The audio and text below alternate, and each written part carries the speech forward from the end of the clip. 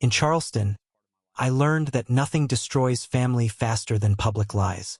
The wedding took place at the old Beaufort estate, all magnolia trees and white columns gleaming in June heat. I stood by the champagne bar, pretending not to notice the curious stares. Everyone in that tent already knew. I was the stepbrother who ruined the engagement party 2 weeks earlier. My name's Ethan Monroe, 28, civil engineer, raised by my mother after my father remarried into the wealthy Langford family. My stepbrother Chase Langford inherited both charm and entitlement in equal measure.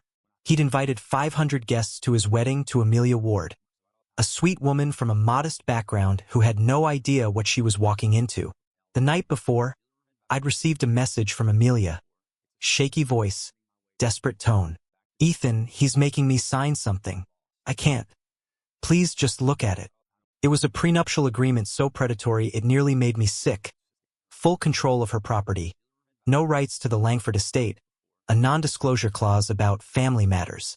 I told her not to sign. She did anyway. But the next morning, that contract mysteriously appeared in the society pages, leaked online. The Langfords blamed me. Now, at the reception, Chase lifted his glass for a toast, his smile polished for the cameras. "Family," he began, "is built on loyalty. Sadly, not everyone understands that word." His eyes locked on me. "Some people mistake envy for honesty." The guests laughed uneasily. My mother looked stricken. I wanted to disappear. When the applause faded, I stepped out onto the veranda, where the scent of jasmine was almost suffocating.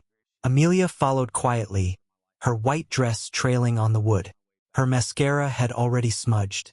"I'm sorry," she whispered. "I didn't mean for this to happen." "He's controlling you," I said. "You don't have to." She shook her head. "It's done. His lawyer said the prenup's final, and your father sided with him." Of course he had. My father, Richard Monroe, had merged his business with the Langfords 5 years earlier. Chase was his golden ticket to legitimacy in Charleston society. I was the inconvenient reminder of a less polished past. But as Amelia walked away, something flashed on her wrist. A small gold bracelet with a crest I recognized. My father's crest. The same one engraved on the documents in his study. That night, long after the music died and the guests stumbled to their cars, I slipped into my father's office. The mahogany desk still smelled of his cologne and cigar smoke. I searched through drawers until I found a locked leather folder stamped Langford Holdings. The key was taped beneath the drawer, same as it had been since I was a kid. Inside were drafts of business agreements, property deeds, trust revisions, and then, near the back, 2 prenups, both dated 6 months apart. One bore Chase's lawyer's signature. The other, unsigned, had my father's handwriting all over it, with entirely different terms. Shared property, equal rights, and a clause granting Amelia half of Chase's corporate shares upon marriage. The one she'd been forced to sign wasn't just cruel, it was illegal. My father's original version was still valid under the joint trust conditions. I sat back, stunned. The same gold crest Amelia wore wasn't decorative. It was the Monroe Trust seal, my father's mark of ownership. A faint click behind me made me turn. My father stood in the doorway, tie loosened, expression unreadable. "I wondered how long it would take you," he said. In Charleston's humidity, truth sweated through silk and secrets alike. I froze where I stood, the 2 prenups open on my father's desk like twin betrayals. He stepped into the lamplight, closing the door behind him. The hush that followed carried a weight I'd felt my whole life, his authority filling every corner. "You think you've found something shocking," he said, voice calm, almost indulgent. "But I wrote that draft precisely so Chase could betray it."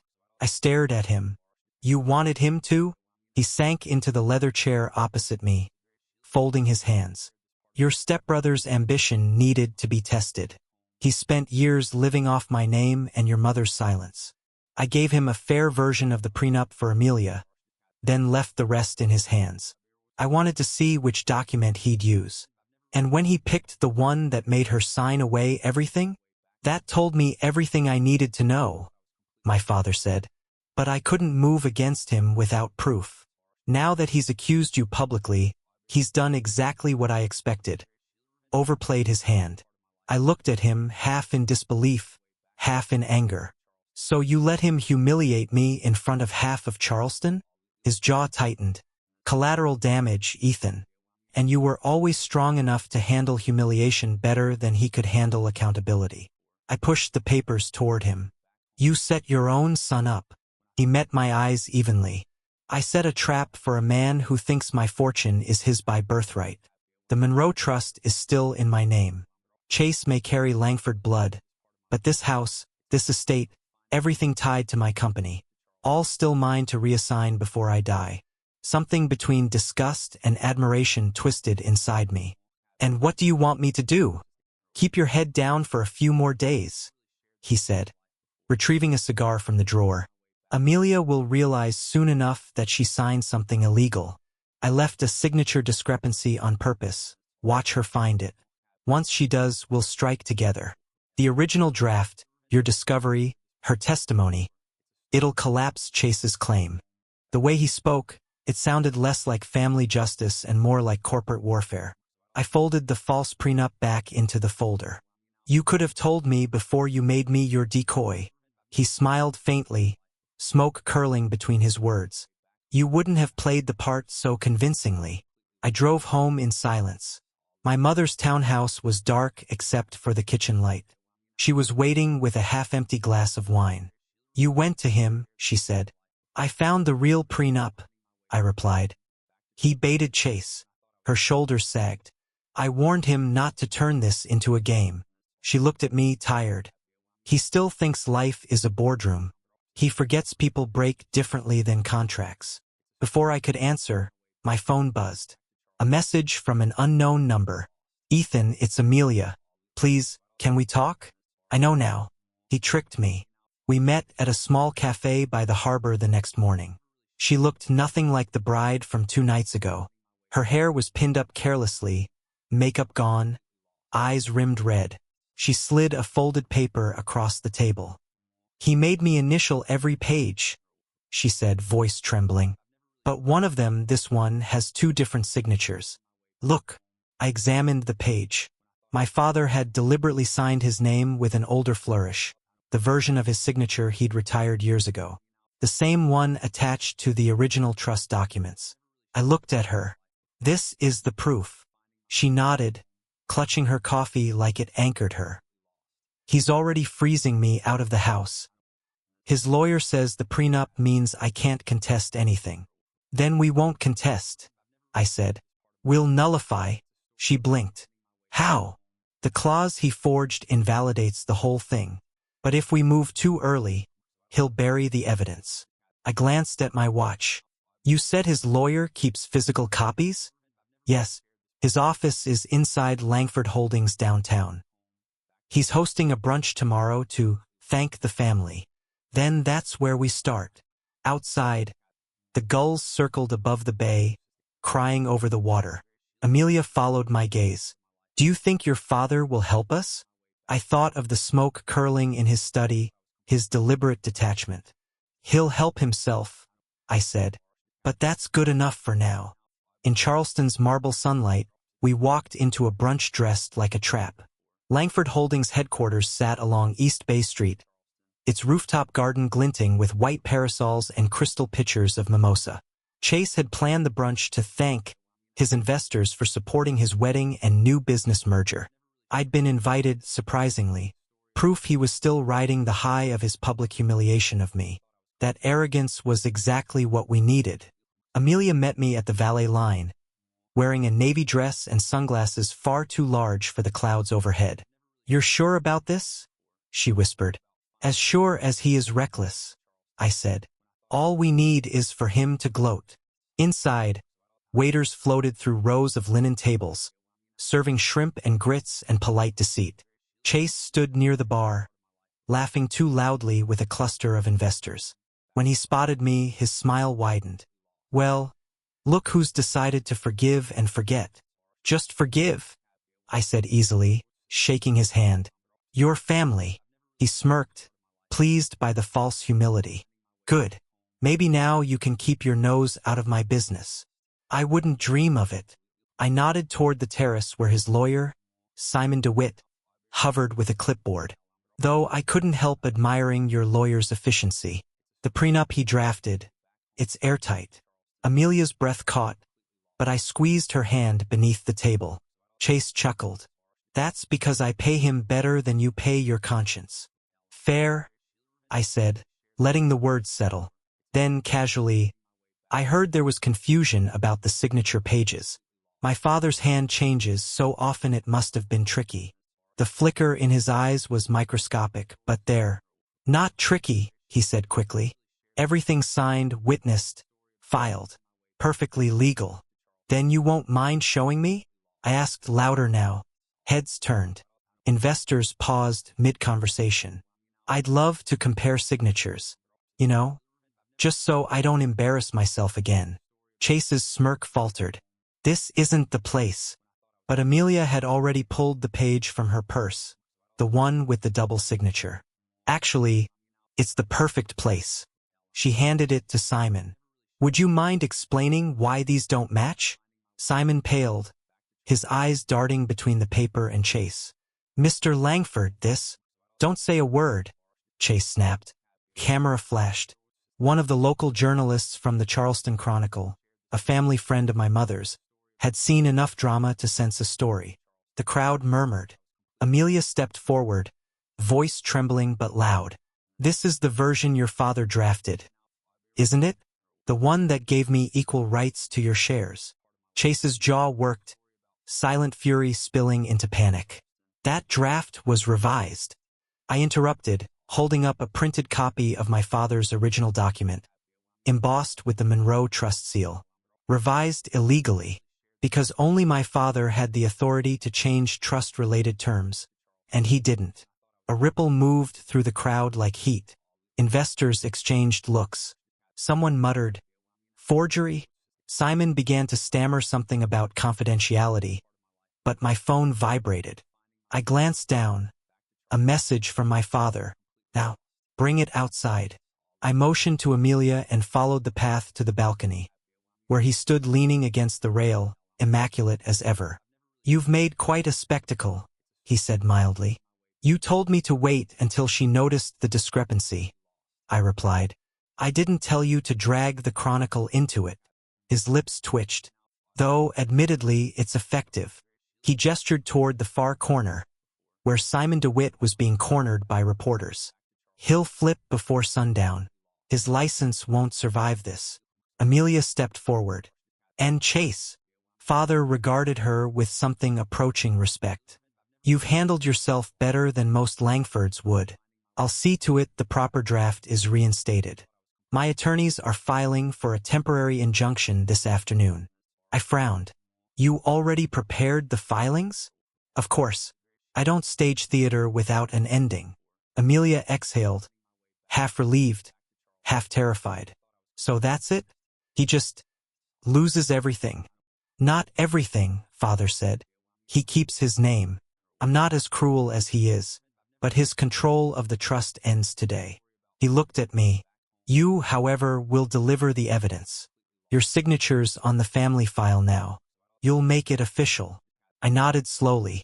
So you still get to be the benevolent patriarch while I play the executioner. He smiled faintly. Every family needs one. By late afternoon, the brunch had devolved into chaos. Chase's investors slipped away quietly, their loyalty dissolving with their mimosas.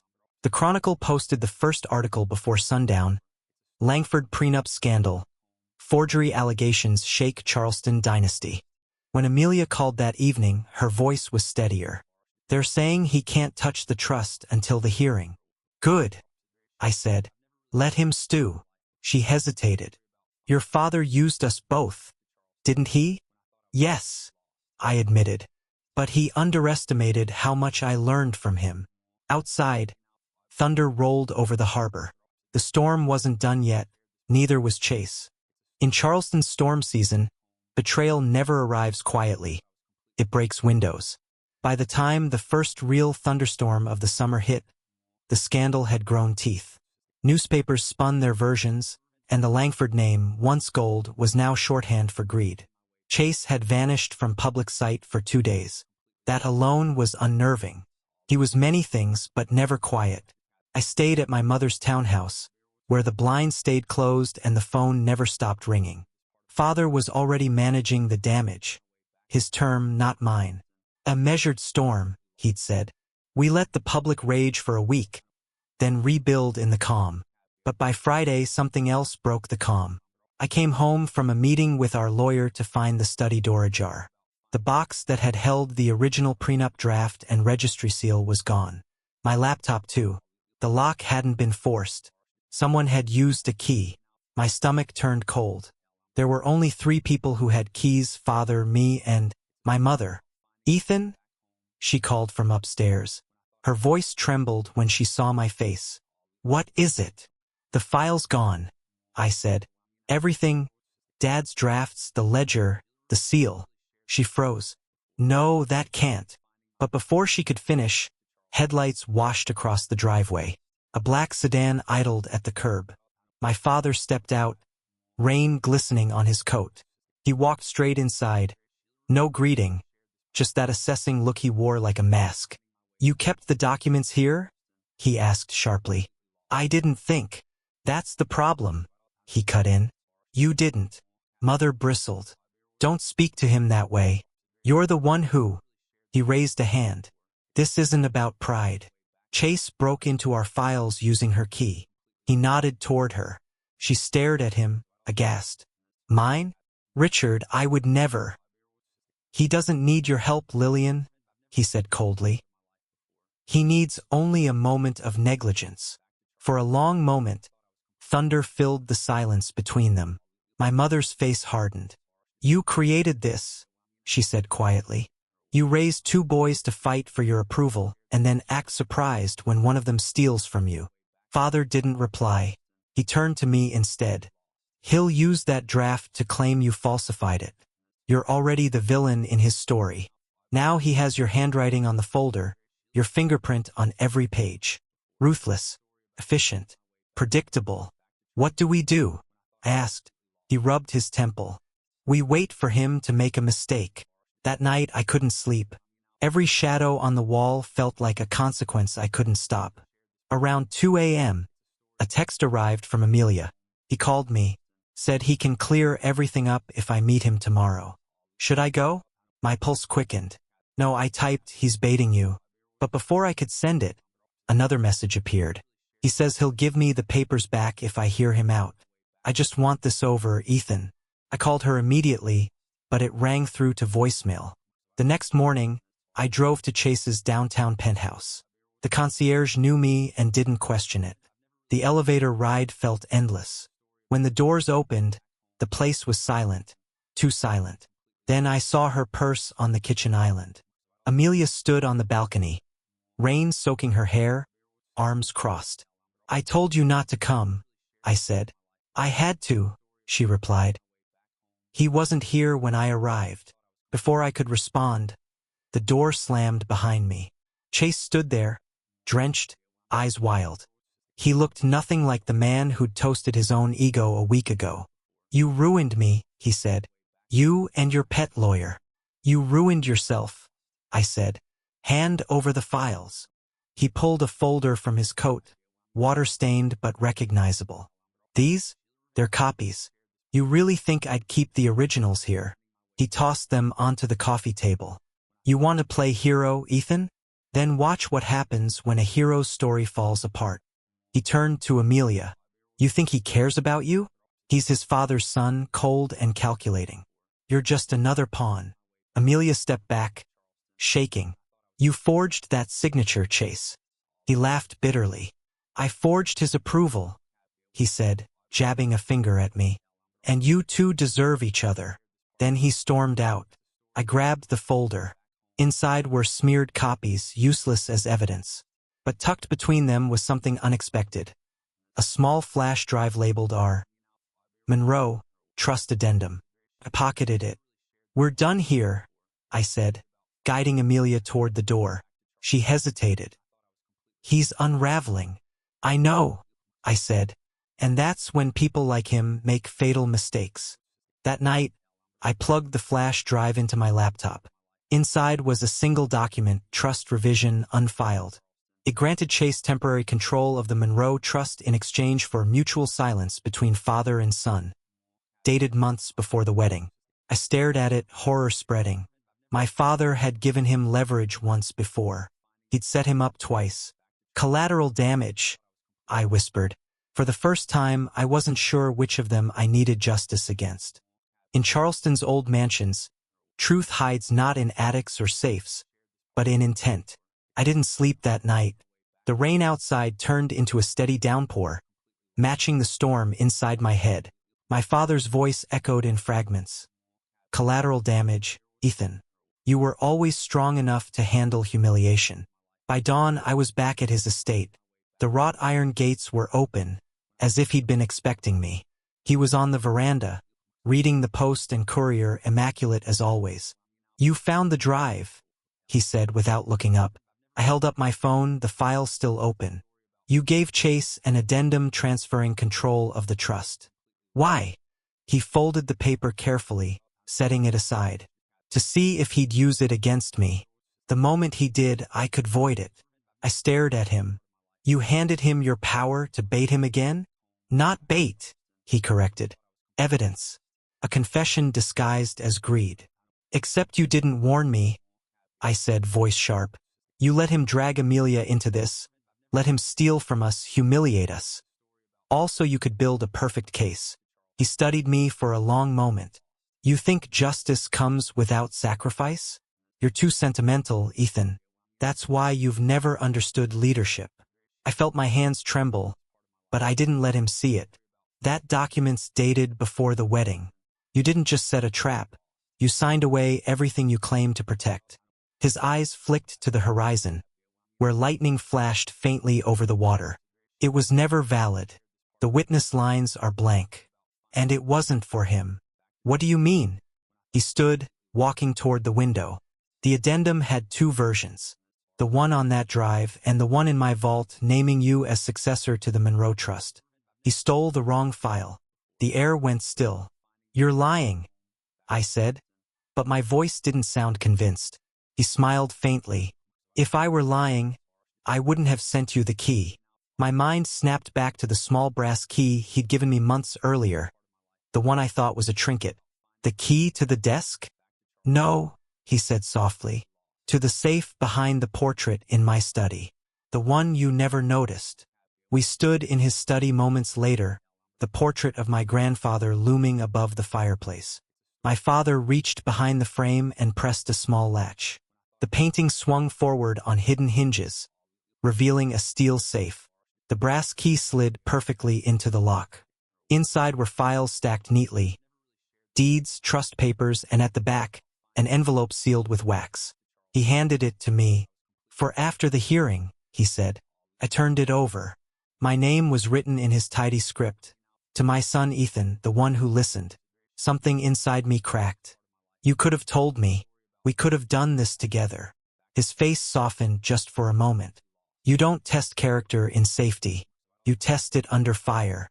I needed to know you'd act, not obey. I wanted to be angry, but all I felt was exhaustion. You sound just like Chase when you talk about people like pieces on a board. He didn't deny it. Maybe that's why I needed one son who wasn't. That evening, Amelia and I met at the harbor. I told her everything. The addendum, the vault, my father's manipulations. She listened, silent except for the soft sound of waves slapping against the pier. So he was using both of you, she said at last. Pretty much, I admitted. But he also left a way to undo everything Chase touched. The addendum gives me legal claim over the trust if I file it before the court date. Amelia's brows furrowed. Then do it. End this. I shook my head. If I do, it'll destroy him publicly. And despite everything, he's still my father. She looked at me, eyes steady. Ethan, he's already destroyed himself. You just have to close the book. I looked out across the harbor, the skyline flickering with the last orange of sunset.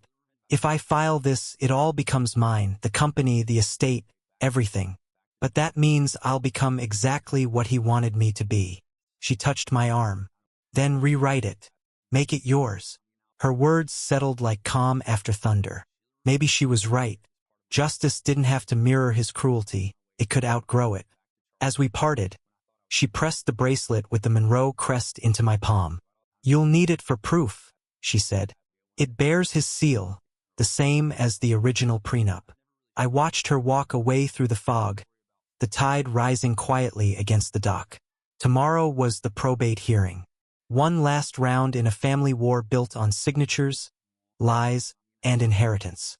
But for the first time, I wasn't fighting for my father's approval or his fortune. I was fighting to end the game entirely. In the Charleston County Courthouse, truth didn't shout. It filed its paperwork. The next morning, the courthouse smelled of rain and polished oak. Reporters hovered outside like vultures waiting for a verdict-shaped meal. Inside, the air felt tight. Stiff collars, clicking pens, quiet power. My father sat at the front beside his attorney, expression calm as marble. Chase sat 2 rows behind, jaw locked, eyes burning holes into the back of my head. I held the sealed envelope and Amelia's bracelet in my pocket, feeling both heavier than they looked. The clerk called our case. Langford versus Monroe, regarding alleged fraud and trust manipulation. Judge Harkness, an older man with spectacles low on his nose, looked between us. I understand this family's fortune and business holdings hinge on several disputed documents? Yes, Your Honor. My father's attorney began smoothly.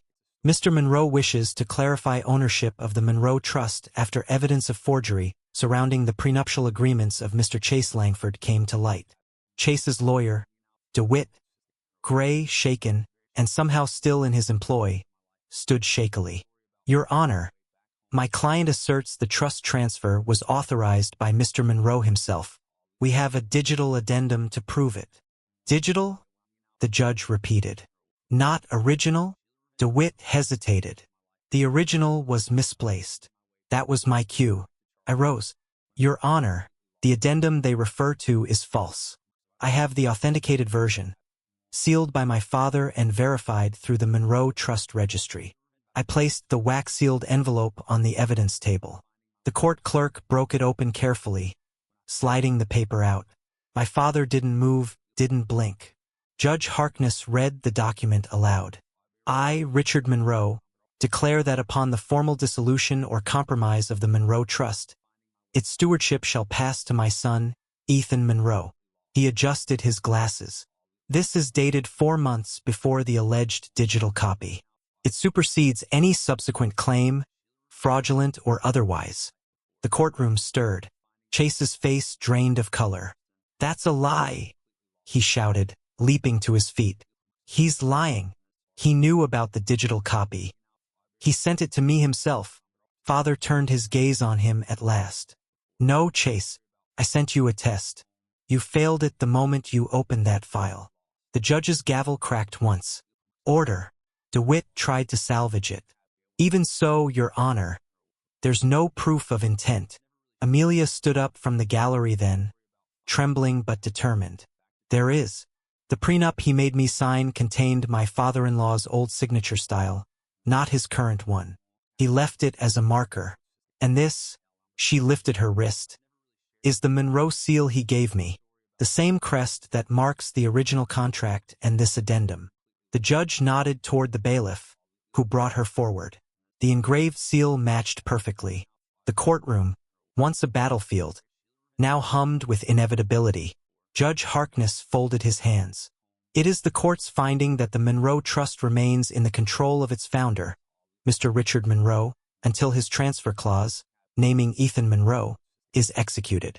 All other claims are void. Any forged documents will be referred to the Attorney General's office for investigation. A single gavel strike ended 10 years of corruption. Chase slumped back into his chair. Reporters scribbled furiously. Father simply exhaled, not relief exactly, but something close to inevitability. Outside, the air was damp and strangely clean. Reporters surged forward, microphones flashing. My father and I ignored them, walking side by side toward the courthouse steps. He spoke first. You did well. I stopped. You orchestrated every piece. I just delivered the last one. He gave a thin smile. And in doing so, you became something I couldn't. What's that? I asked. Decent. He stepped into his car and was gone before I could respond. Amelia joined me a moment later, tucking her umbrella under one arm. So, it's over? Not yet, I said. I still have to decide what to do with what's left. She looked at me with quiet certainty. Then decide to do something better. As she walked away, the courthouse bell tolled the hour. I looked down at my father's seal still resting in my hand, wet from the rain. For the first time, it didn't feel like a symbol of power. It felt like a burden ready to be broken. In Charleston's heat, I learned that justice isn't won by keeping power. It's proven by letting it go. The courthouse had emptied of cameras, but the story lived for weeks. Monroe heir reclaims family trust after prenup scandal. A headline that made my stomach twist every time I saw it. My father retreated into seclusion at the estate, speaking through lawyers only. Chase, predictably, doubled down with a defamation suit that crumbled the moment investigators found the falsified digital logs. He avoided prison by surrendering all claims and signing an agreement to repay his borrowed funds. But reputation, especially in Charleston society, never recovers from exposure. He became a ghost, visible only through gossip and whispers. And me? I was the new head of the Monroe Trust, a title that felt heavier than the courthouse gavel itself. The first time I unlocked my father's study as its rightful steward, the air still smelled of cedar and smoke. His portrait hung above the fireplace again, steady and unsmiling. On the desk sat an envelope I hadn't left there. Handwritten, sealed in wax. For the day after victory. I opened it. Inside a single page. I built an empire and lost 2 sons to it. You were the one who listened. Use what's left not to own, but to repair. RM. For a long time I just stared at the words. Then I looked around the room filled with trophies, ledgers, and memories of power disguised as success. I finally understood what Amelia meant when she'd said, "Decide to do something better." 2 months later, the Monroe Trust changed its charter. I converted its primary assets into a cooperative fund for coastal restoration and small business grants. Exactly the kind of quiet, practical good my father never found glamorous enough to pursue. The estate stayed open to the public, the land preserved, the house turned into a foundation headquarters. When the press asked why, I told them the truth. Because wealth is safest when it stops being a weapon. Amelia stood beside me at the ribbon cutting, no longer the timid bride from that disastrous wedding but a partner in rebuilding something real. She'd refused her divorce settlement payout, asking instead to serve on the board. I didn't say it aloud, but I knew she'd already given me something more valuable than a partnership. She'd given me perspective. As for Chase, he appeared one last time. It was late autumn when he showed up at the gates, thinner, older. I walked down the gravel path to meet him. "You win," he said simply. "This wasn't a game," I replied. He gave a short, bitter laugh. "Everything was a game to Dad. I just played it worse." I studied him for a moment, then reached into my pocket.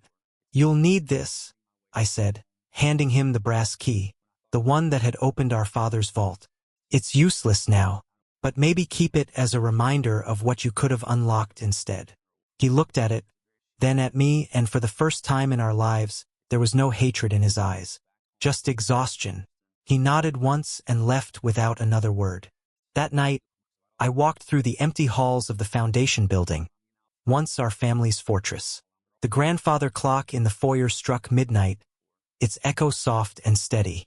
I set Amelia's bracelet, our family crest, on the mantel beside the new charter. For the first time, I didn't feel like an heir or a pawn turned victor. I felt free. Outside, the magnolia trees swayed in a warm breeze, shedding petals like confetti. Somewhere between all the lies, something clean had survived, the simple act of choosing integrity over inheritance. I turned off the lights, locked the door, and left the key on the desk where my father used to sit. The last of his games was finally over.